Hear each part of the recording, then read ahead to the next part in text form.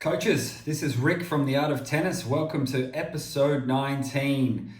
This is about not underestimating the impact you have as a tennis coach. So where to start? Now, I'm going to start back to my coaches when I was young and, the influence or impact they had on me. Now, all of you and most of you watching this are tennis coaches or looking to get into coaching or looking to improve your coaching, etc., etc. So you would have had coaches when you were young. What is the memory you have of your first coach? For me, my first private coach, I had a few other group coaches, but I'll start with my first private coach. Was a gentleman called Peter Broughton. And Peter he travelled around to the Adelaide Hills and he used to coach our McDonald's squads. For those who remember McDonald's squad, it was basically like a representative squad for your area. And so Peter would coach them. And so at 12 years old, my parents thought it's worth getting some private lessons with Peter. Peter was down in Mercedes College. It was probably 25 minutes from where we were. It wasn't actually too far. From where we live. Everything was 10 15 minutes minimum, so 25 minutes. And Peter, we drove for a 30-minute private. It used to be $10. I remember that, $10 for the private lesson. And look, Peter, the thing that stands out most for me with Peter was every time I saw him, he'd be like, "How are ya, Ricky?" I was more Ricky growing up until probably 21 or 2, and somehow I transitioned to more to Rick, but Ricky is, equally my name. And Peter would always, and I'm sure he was tight, he was a bit older, like he would have been in his late 50s at that point, maybe mid 50s, late 50s, I'd expect, definitely 50s. And, he was probably tired. He was coaching all morning sometimes. I'm not sure what number lesson I was, but it didn't matter what. But he would always have that enthusiastic welcoming to me. And so immediately I would feel good and respond well to that, that positivity. Now, Peter I don't think he was the most technical coach. And really he did a lot of feeding, right? A lot of feeding, which was sort of popular at the time. And okay, let's do, 2 forehands cross court, 1 forehand down the line, etc., and lots of drills like that. He didn't hit much with me. He could play okay, Peter, but the hitting would only be for a couple of minutes of the lesson. It would mainly be feeding, drills. He would volley a lot back to me, but it would keep me busy, right? He didn't bore me with boring instruction, which I was, reasonably hyperactive. So he kept me busy, which was great. But mostly it was that positivity, right? It was that, just that pleasantries to make you feel like you're welcome there. Now, at the end of the session, quite often I'd have to try to hit a target to win a Coke can, which was in the vending machine on the school grounds, and I couldn't wait to try to win that Coke can. And the Coke can was probably worth, I don't know, 50 cents, maybe 80 cents. Certainly, it wouldn't have been $1 then. But it was just that motivation to win the Coke can and then see you next week, Peter. So Peter was great. Now that was 12, 13, 14. At 15, I made the decision to sort of go to a different coach, guy who had stumbled across, and he was young, a lot younger than Peter. He had a bigger playing background. I think he was top 10 junior nationally. A guy called Brett Lomman, and Brett was coaching at a Burnside tennis club. And I started with Brett, and I had made the decision actually to change from 2 hands to 1 hand. So it was tricky for Brett because he had to try to redesign my forehand from 2 hands to 1 hand, which was really, really difficult. And I started with way too extreme a grip of my forehand, and it took a long time, right? It took me 2 years to really get my forehand right, even longer.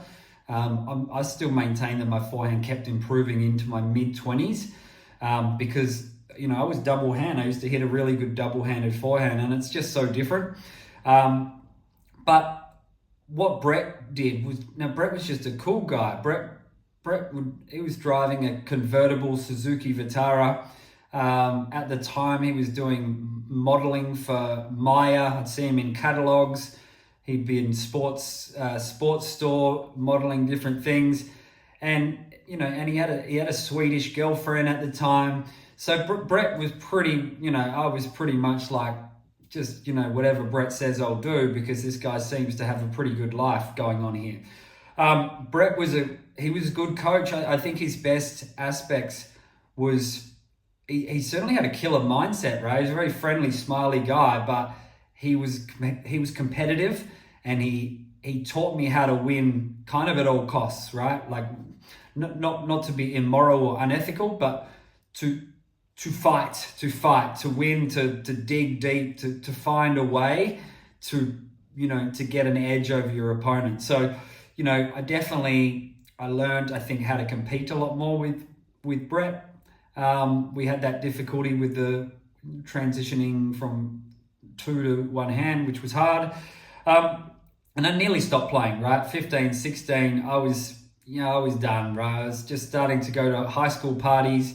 The forehand was just not working well. So, I guess I sort of hung in there with Brett helping me, and then eventually I sort of started to get it. Now, Brett drifted away from coaching when he got into a different workforce, and I had to find a different coach, which I did. Once I finished year 12, I found a coach for my gap year. So basically I had a gap year before I went to college tennis. So I'd gotten accepted into college based on results as a 14-year-old, really. And then 15, 16, I'm changing my two-handed forehand to one hand. And, I'm not playing that well. So this gap year was a chance to really train. I worked in the morning, and then I'd train every afternoon. So I found a coach who was coaching a lot of the good kids or good players in Adelaide, a guy called Marty Richards. Marty was a bit of a legend in Adelaide, top player. Still today, I believe he still wins. He plays on the Vets Tour, and he's world champion in multiple age groups on the Vets Tour. And just an amazing player. And Marty's reputation was in coaching was, he worked you hard. He worked you hard. So my impression was it wasn't so friendly and positive with Marty. It was more, let's get to work, right? And he just moved me side to side. I remember one drill, he would just hit. Basically, I had to hit back to him into the corner, and he would just move me around, floating balls side to side. And pretty much until you're sick and nearly throwing up, you'd keep doing that. So he expected hard work. I think Marty knew I wasn't that good. I wasn't as good as a few other kids he was coaching, but I was decent. And, he helped me go from being decent to being pretty good. And look, I appreciate that. At the time, I needed to get the confidence up in my gap year to be able to reach that college level. So then my next coach would have been, I guess it was my college coach, Coach Reedy. Now, Coach Reedy and I, we didn't see eye to eye on everything. I think he was a very serious type of guy. He didn't get my sense of humor, and I guess I had sarcasm. I was sort of cocky, but not in a really negative way. I was just, cheeky, cocky, smart ass, if you like. And I used to get a little bit upset when I'd lose. So that was a bit of a problem. And so we had a few moments. I did get caught drinking on campus when I wasn't 21, got in trouble with the school there, the college, so I had to see him. So a lot of things, a little bit unlucky, that one, but so it made it a bit challenging. I think Coach Reedy likes his players to be straight down the line type guys. He knew I could play okay, and they ended up putting me in the top doubles pairing as a freshman. Number 5 singles. But it was, what did I learn from him? I think I learned about team bonding. And this is part of college tennis is, you play together, you eat together, you socialize together, and then you sort of form these bonds, which is true. And that's, we grew quite close as a team. What else did Coach Reedy help me out? I think doubles, he had a good focus on doubles and the value of doubles. Up until then, doubles was a bit of a sideshow. But at college, tennis, doubles is super important. So he certainly instilled that value of doubles. And just showing up, being there for training, going to the gym, and just showing up day after day to get better.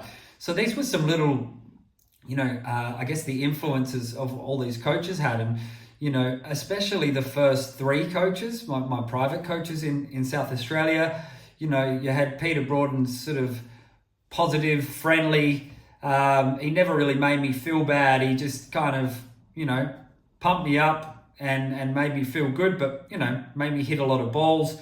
And I love that. Brett's was more about getting inside the psychology of tennis and how you can win, even if you don't have the weapons. So while we're trying to work on this forehand that was rubbish, we had to go to plans where I'd have to hit off backhands, which I always hit pretty well. And so I was temporarily at least running around and hitting off backhands, which is super unusual. But obviously he had the lifestyle, the aspirational lifestyle to me. I thought that was really great. And then Marty Richards towards the end for that year, I think Marty just taught me that it takes hard work to become that next level. All right. So, you think about your coaches years later. I think about my private coaches that I've had, and you can't underestimate the influence they have on you. Now, the influence they have on you might just be on why you stick with tennis, right? Maybe it's because of them that you continue to play tennis. I mean, I liked footy, I liked cricket, I used to love bowling leg spin. That would always clash with tennis. There were times where I'm like, this would be better just to get in there and play some cricket instead, take the pressure off, just be one of just a number in a cricket team rather than having all this pressure that I put on myself to perform in tennis. So you go through that, but these coaches or mentors, they keep you going, they keep you in. Now, as a coach myself, I think I definitely underestimated early the impact you can have on someone else, especially in a private lesson, right? That kid, boy or girl, they're mentored by you, right? You're dealing with sometimes their adversity and their difficult times, and you're helping them get through that. Okay, you're there celebrating their successful times, and together you are celebrating. Okay, it's important to celebrate the good times, right? Sometimes we can forget that as coaches. So it's I realized after maybe 3 or 4 years of coaching tennis that it was a lot more than about me. So for me, I started coaching because I didn't really know what else to do. I dropped out of what was international business marketing degree, and I did coaching because I didn't know what else to do, and I was okay at it. I could communicate well. I enjoyed being outside and things like that. But I think it wasn't until closer to my mid-20s where I developed a different perspective, in that I realized that this isn't about me. This is about who I'm coaching. How much I can help them comes back as a reward for me as the coach, right? The more you put in, the more you get back. And so it was the first sort of lot of good players that I was coaching. I had, there was a couple of girls and a boy who, made, they were competing at a state level, semi-finals, finals, quarterfinals. One of the girls come runner-up in a national doubles, 14 and unders. What was it, 16 and unders? And the boy, it was a few months, I think, after he finished with me at maybe 14, 15, he won a national doubles title. So these kids were, they were doing pretty well, and I was starting to kind of realize, wow, okay, so I've got the capability to be able to work with these kids and bring them to that level. So for me, it was really exciting that I could do that. I was going to tournaments when I could. This is before being married, having kids, have a little bit more time. As a coach, look, you don't get paid generally to go to tournaments, and it does get hard once you have a family and you need the life balance. But, I still try to go to finals if my kids that I'm coaching are in the finals. But, at the time I was going to it a bit more because I was just into it. But really it was that change in, you're seeing them grow up from little kids who really don't know anything about anything. And suddenly they become teenagers who have developed more of a growth mindset. They've dealt with adversity and overcome it. They're setting goals. They're training on their own. They're training without being told to train, right? So they've got that intrinsic motivation. And, that is just so rewarding because that those habits are going to last forever. Okay, well, you'd like to think so. But it's really about a coach not underestimating the influence that you have on others. It's embracing the influence you have on others. So that should really become part of our daily mantra, I guess, to ourselves as coaches is understanding the impact we're having. All right, what impact are we having? Now, one day, does it impact them? Not so much, but you stack days after day after day, little lessons here, little lessons there, little changes here, little changes there, adversity, success, changes, etc. You stack those days and you stack those tournaments, and you are really, really a big impact on their life. Okay, not just their tennis, but their life. That's why for me, it's really important that these kids are, they are understanding the life skills required to succeed in something. All right, it doesn't need to be tennis. Right? If they were to go and run a marathon, they will understand what it takes. It's going to take a certain amount of training. It's going to take the mindset being a certain way. It's going to require some nutrition, etc., etc. So it's just understanding the impact we have is gigantic. I think there's a quote. I did have it on my iPad here. It's just gone dead. So I'll just have a little look on who actually said it. Billy Graham. I think Billy Graham was a religious leader from memory, but he put a coach will impact more people in 1 year than the average person will in an entire lifetime. So as a coach, we have this opportunity or privilege to be able to help others. Okay, now some people, they work a job, whatever job, not judging, but maybe it's an office job or in a cubicle, they're doing something else and they are good at their job, they're contributing to the productivity or whatever it might be, but they're not directly impacting other people. And so that quote's really a good one for us coaches to just remember that every single person we are influencing. So it's important that we're aware of how we come across, aware of our own flaws, and aware of what is the best way to inspire, motivate, and be there to care for your students. So that's it. I could talk about this for a while, but I think it's just getting the point across that, as a coach, this is a real honor and a real privilege to be able to help others. All right, that's it from me. We'll see you next week for episode 20. Cheers.